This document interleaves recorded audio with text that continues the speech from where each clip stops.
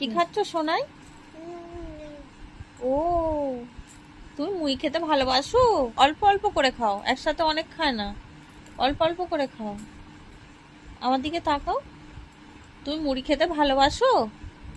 ও, তোমাকে কে দিল মুড়ি? মামা মুড়ি দিয়েছে। আচ্ছা, তুমি মামাকে ভালোবাসো?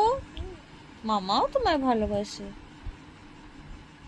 আর কাকে ভালোবাসো? মনিকেও ভালোবাসো? আর আর কাকে ভালোবাসো? দিদানকেও ভালোবাসো? আচ্ছা, আর কে? আর কাকে ভালোবাসো? দাদাকে ভালোবাসো? আর পাপাকে ভালোবাসো না?